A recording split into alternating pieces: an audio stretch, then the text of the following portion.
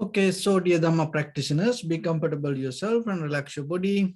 Keep your back straight, neck head straight in one line and your right palm on your left. So gently close your eyes and bring your attention to this bell sound. And while you're focusing to the sound, mentally relax your body, relax your mind and relax your breathing with your thoughts. Do nothing extra.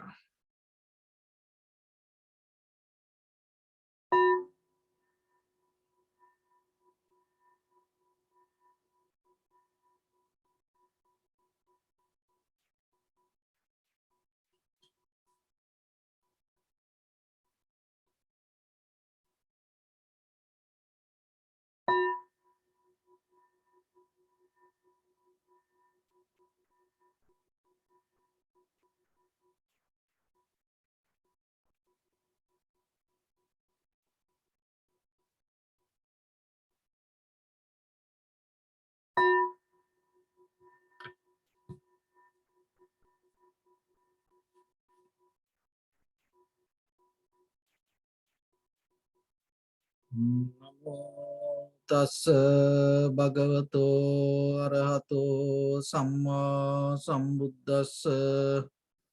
Namo tassa bhagavato arahato samma sambuddhassa. Namo tassa bhagavato arahato samma sambuddhassa.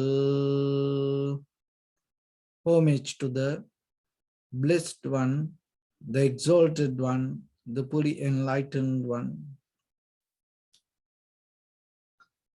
So dear Dhamma practitioners,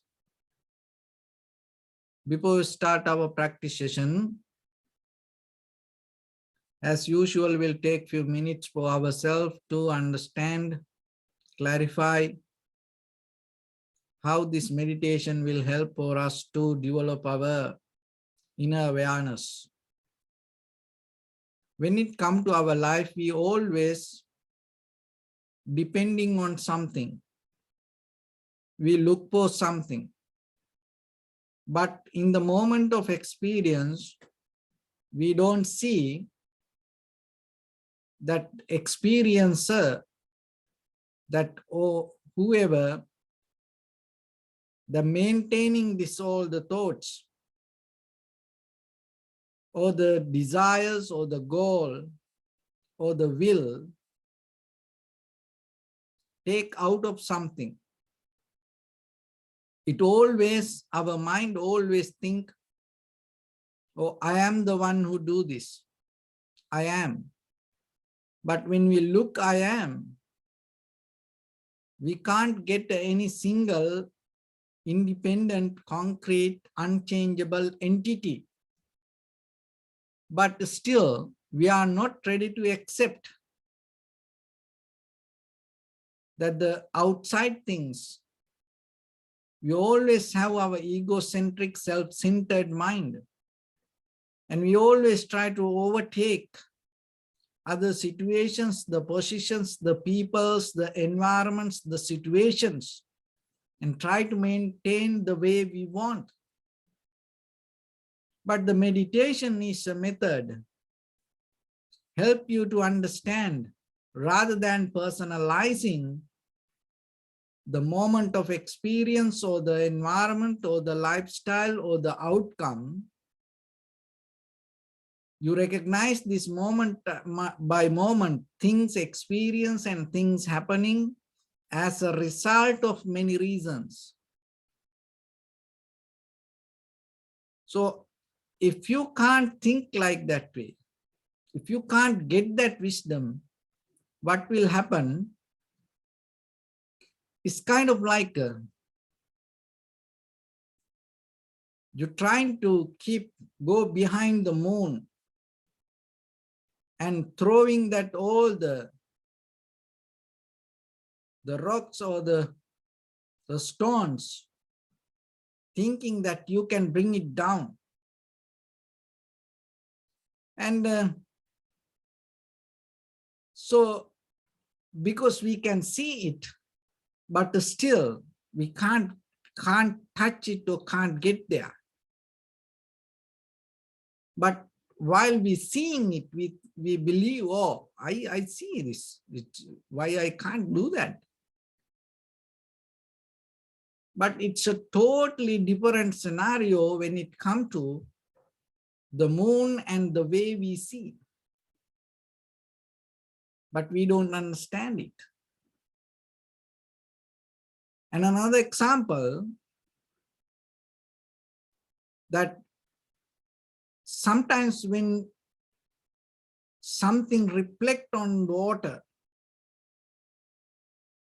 and maybe you see it's in the water.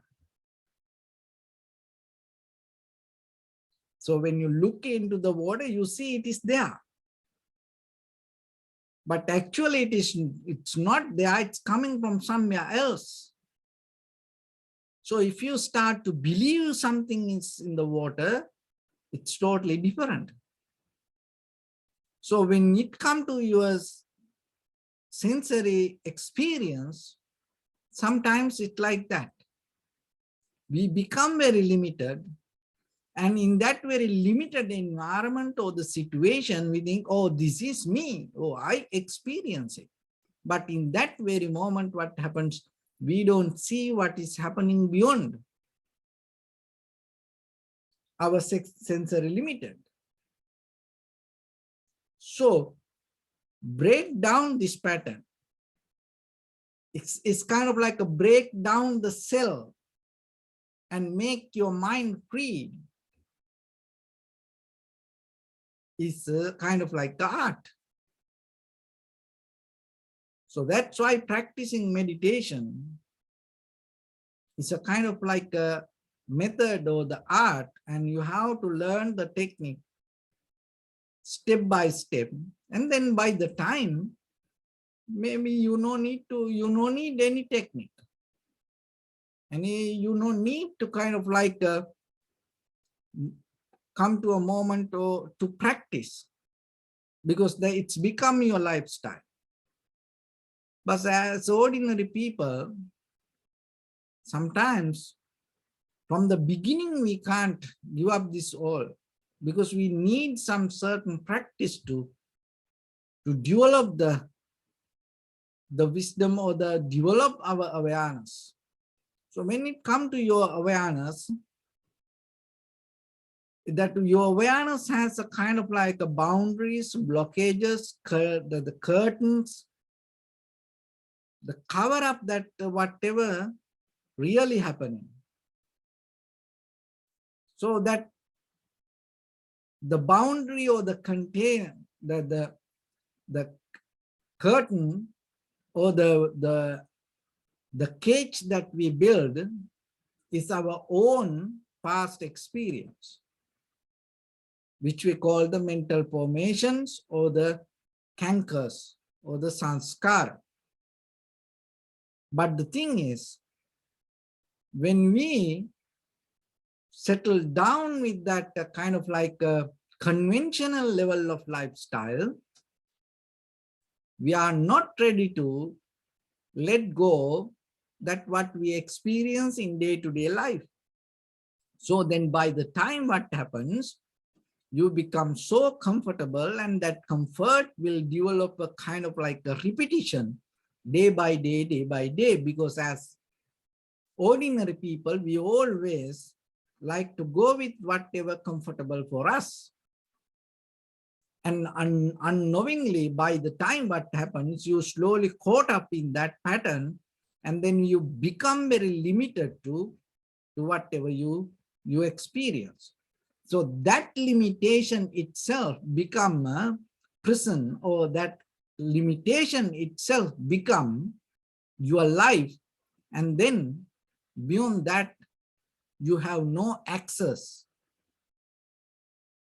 So when you have no access to the vast universe, but you become so limited to your all past experience, and then what happens? By the time you develop a struggle again and again to maintain things in day-to-day life, looking for your own comfort. unknowingly underneath, what happened? It become a great suffering. So get out of this suffering. It's a kind of like a choice. And that is where that the freedom is very necessary. So when it comes to freedom, because it gives an opportunity for you to have a choice. So, but most of time, how we claim our freedom, we claim our freedom to go towards again and again whatever we feel comfortable, rather than break it down and go beyond our comfort zone. So then, always ourselves, we develop a pattern. So today I'm going to give some details how you can break down this comfort zone, because it's everybody like it, everybody talk about it, and but still, sometimes when it comes to our personal life, we all are very stuck, attached to our comfort zone. So the very first thing, and according to the Buddha's teaching, there are three methods. It's called the Srutame Jnana, Chintame Jnana, Bhavaname Jnana. That is the very classical wisdom when it comes to expand the wisdom capacity. And that is the method or the path that you can transform even very conventional life to eternal life, and conventional wisdom to eternal wisdom. But sometimes in this very conventional life, in this generation, we have to look into some other details that we can find around us. Because most of time what we does, that we experience a life, very dumb lifestyle. And it's a dumb life means that when a dumb person experiences a dream, he can't explain it. No? And sometimes we the same. So we experience life, but we can't explain it. People go through situations we can't explain it. So then there are two access in the beginning you have to expand the wisdom. So the one is your body. So in the wisdom path, in the physical path, develop the connection with your body and mind is the most important part. Because if there is any disconnection in between your body and mind, there is no way that you can develop any wisdom in any religion. So then by step, you have to get into the access. So the very first thing with the physical body. So one thing is that you can calculate, and materially, the physically you can understand the body. So that's why the height, the weight, and sometimes the strength, knowingly those things regarding your own body. And then rather than responding, learn to observe. Just as example, everybody every day eat. But if somebody asks you how many times you eat, maybe you can tell 3 times, 4 times, so like that. But if somebody asks, so for a day, how many times that body need food, then you start to get stuck. Because even though we eat, we don't see the body need it or not. So in the beginning, that what you need to understand in this wisdom path, that we have to understand the negation. That negation means why that there is no wisdom in us. This is one reason.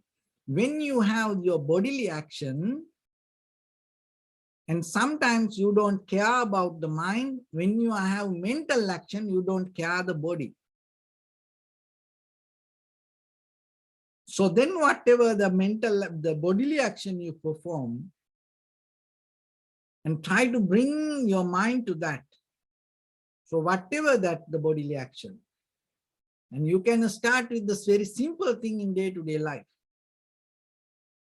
If you want to drink water, so it's become a bodily action, but at the same time you have to see that the really that you want to do it, from where it comes. So that the body and mind, in the beginning you maintain the body like that way, and then by the time you recognize that as this body, that the same mental action comes, that it is another version of your mental action. So because before it come to your bodily action, there is a certain kind of mental part. So then you will recognize that handling body and maintaining body is important, but if you are capable to see the mind, understand the mind, that naturally you are capable to handle the body. But just handling the body, you are not capable to handle the mind.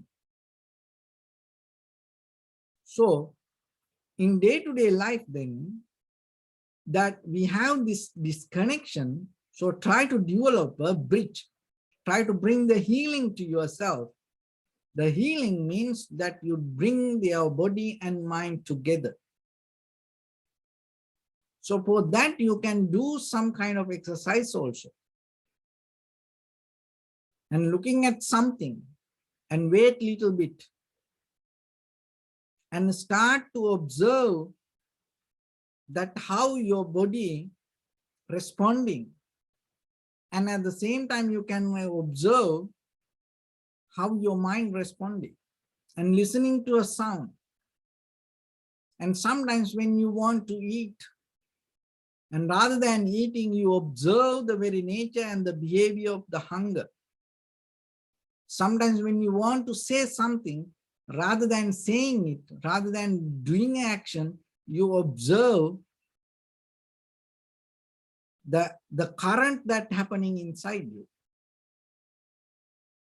So when you develop this method, little by little, what happens, in the beginning, you start to develop a certain gap in between your feelings and the reactions, the needs and the reactions. So once you have it in the middle, that you can keep the awareness. So when the awareness becomes sharper, sharper, sharper, so what happens? The seeing ability becomes stronger. You can go more deeper, deeper, deeper into see the roots of that needs. So once you have it, you gain more ability to see this yourself. So that is where you develop some kind of spiritual power. So why it called the spiritual power? In the beginning of the world, people used to talk about this spiritual power, that you start to believe something higher things and do things and go behind it. But later what happens? You start to disconnect from that. You start to observe your own mind. So that is a kind of like a breaking point when it comes to spiritual history. You have to have a special skill rather than go behind this unseen power to settle down and be with that your inner strength. So that is where the wisdom arises. So if you can't settle down with that, this inner spirit, you can't touch the deeper wisdom. So that is where that's why in the Buddha's teaching, faith is one of the major important part that you have to develop regarding the practice. Because otherwise, if you put the faith regarding something else or somebody else, and if you here keep practice, then there is no, maybe you kind of like feel something, but there is no that you can gain some kind of wisdom in you. So then in the beginning, start to observe the body, and while you're doing things and see how this body works. And at the same time, start to see from where this current comes, keep the mind happening. So by the time, and you start to get feel underneath these thoughts, that before that you're going to do something, and deeply your mind, your body has a deeper conversation. So in the surface level, you can't touch it. It's a very different, because your body and mind, there's no difference. But in the surface level, ordinary mind, we see that difference. So that's why you have to get into the first level to observe, deeply understand the nature and the behavior of the body. And once you know that, you can listen to the conversation that's happening in between thoughts and body. So that is where you can come to a point and say, you can read. What is that reading means? There is no words to read. So as example, sometimes you can say, I can read the person. This means that there is no word in that person, but you recognize the very essence of you recognize the very nature of that person. Organically, you know who is that person, who is this underneath this skin. So regarding in your own life, there is a conversation in between your body and in between your mind, thoughts. So try to listen to that. We are so capable to listen to others. We are so capable to read other people, read things, but we are more weak regarding ourselves. But your wisdom happens once you are capable to read and understand that conversation that's happening in between your body and mind. So as example, just imagine there is a 500-pound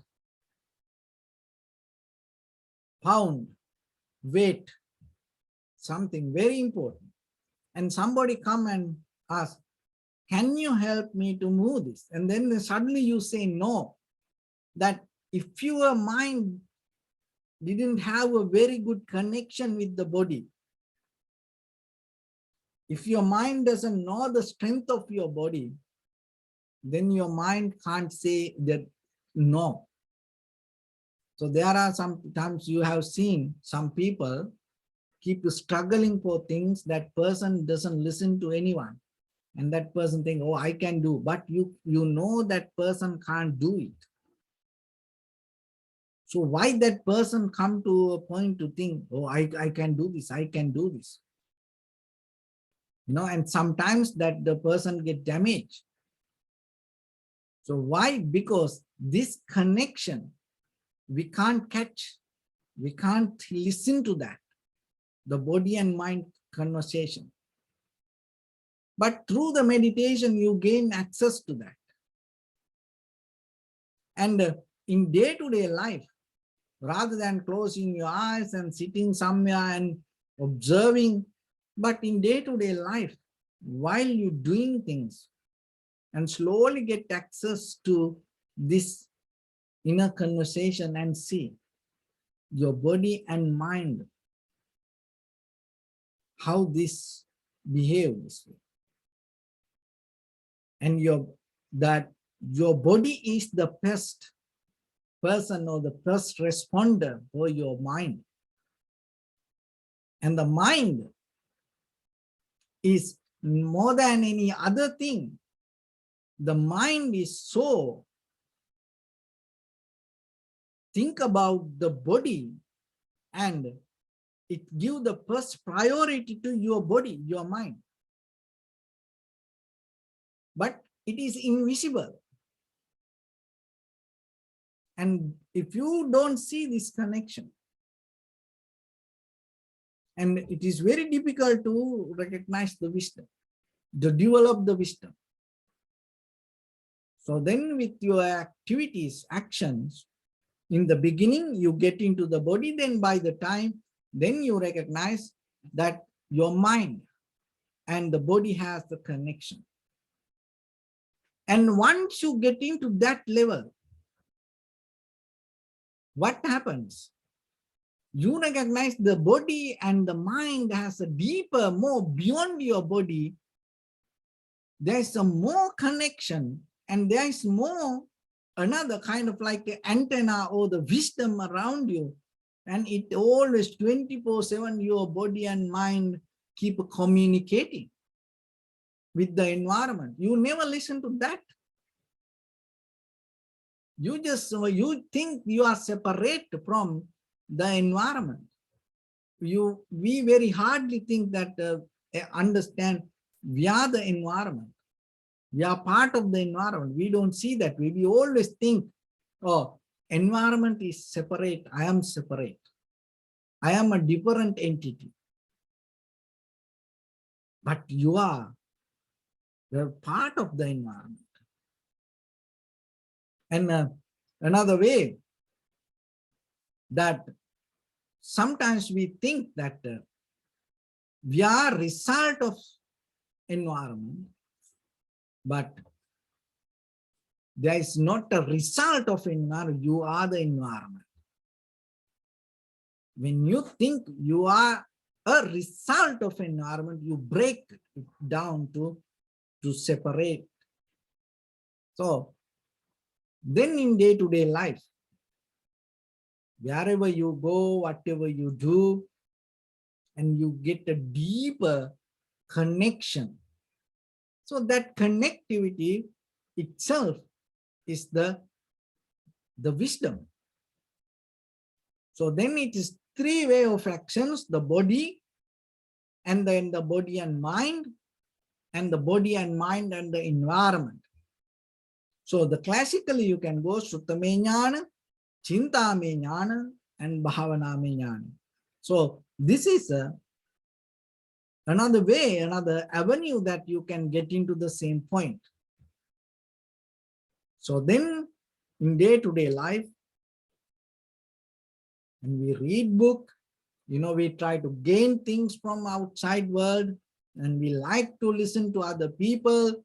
We like to listen to monks, the teachers, the gurus, many sutras, but very hardly we listen to our body and mind conversation.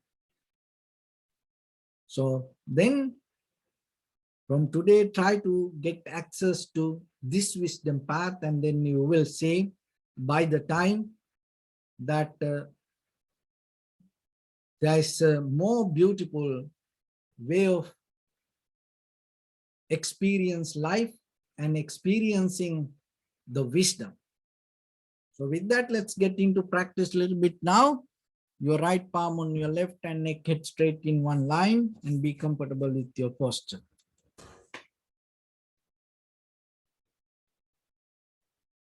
So bring your attention to your body and scan head to toes 3 times yourself and say Sopatveva, or may I be well and happy.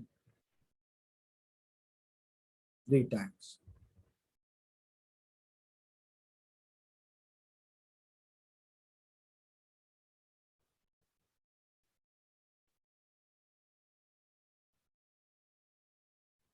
Take a moment and think. We gathered here in this moment to practice this ancient meditation technique. All the Buddhas, all the enlightened masters followed this path and achieved wisdom. So we also gathered here to accumulate that knowledge.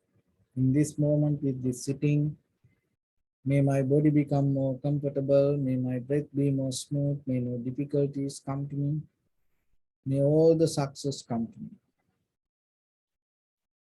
Also think for a moment, this is the last moment we're spending in this very lifetime, and detach your mind from all your past memories and as well as any kind of future thoughts.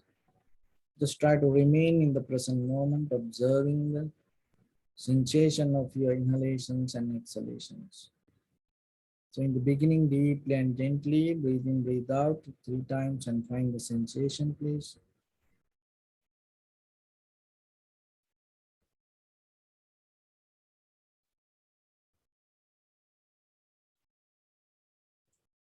And allow your inhalations, exhalations happen itself. When it happens through the sensation, recognize it and do nothing extra.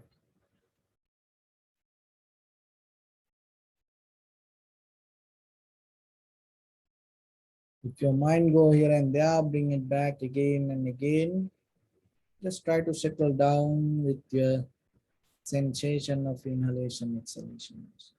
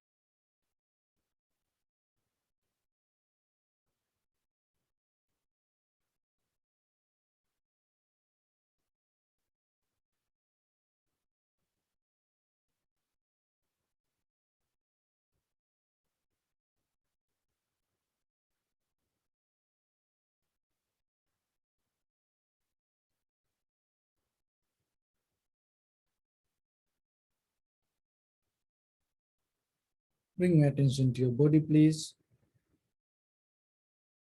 Observe your posture.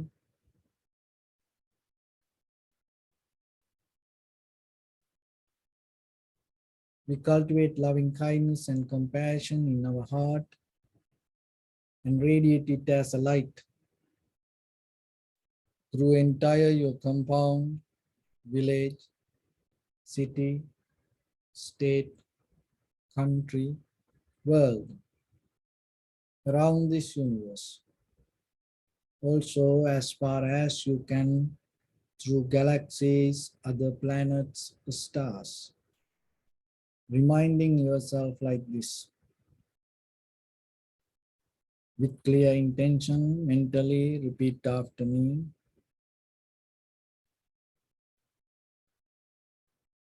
May all living beings in this universe be well and happy.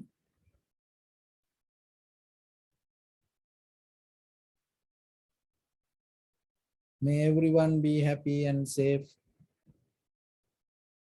and may their hearts be filled with joy.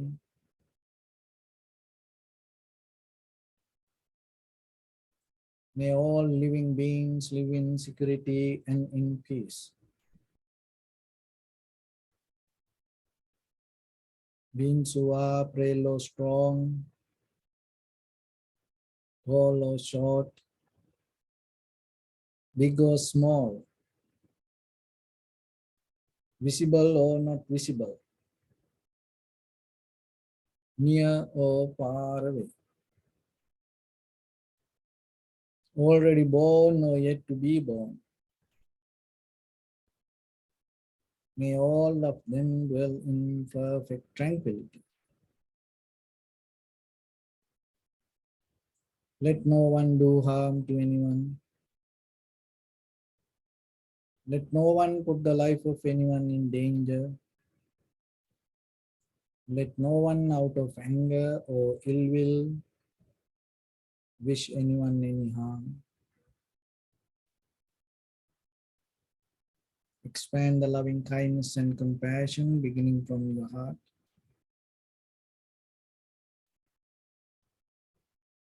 Forward, visualize yourself and send it as a light.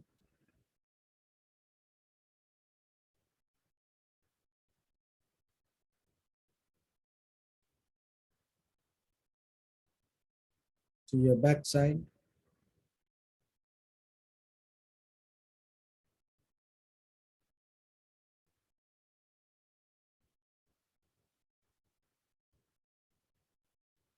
to your left side,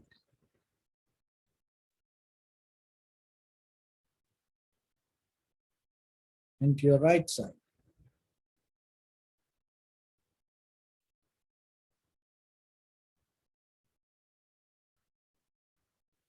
Downward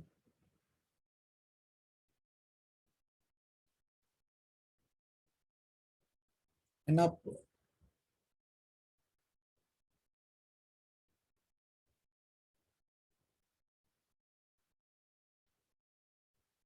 To all six directions at once, like the moon, the sun, spread the light, spread the energy without any condition, without any limitation, without any resistance or without any judgment. Let your heart to shine with the loving kindness and compassion from the bottom of it, with the maximum effort to the highest, wishing yourself, may all living beings in this universe be well and happy.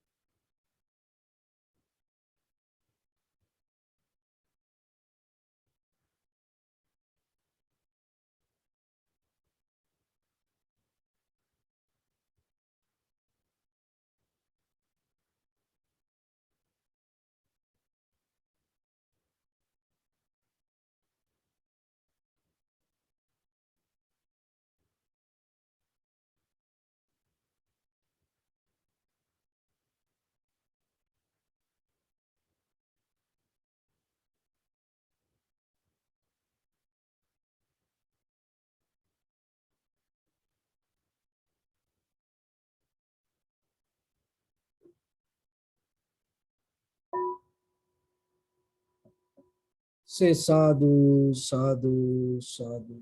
So first of all, we offer this practice to the great qualities of the Buddha, Dhamma and the Sangha. And also by the power of this meritorious deed, may all of us attain to the supreme bliss of Nibbana. May all your guardian angels and deities will receive these merits and increase their longevity and protect all of you from any kind of planetary influences or any ill effects. Ittavata chami sampadam punya sampadam sabbe deva anumodantu sabba sampatti siddhya sabbe bhuta anumodantu sabba sampatti siddhya sabbe satta anumodantu sabba sampatti siddhya Maya Dhammanu Dhamma Patipattiya Buddham Pujemi Dhammam Pujemi Sangham Pujemi Addaya Himaya Patipattiya Jati Jaravyadi Maranam Paribunjisami Idam me punya kammang asavakkaya vahang hotu sabba dukkha pamuncatu. Yes.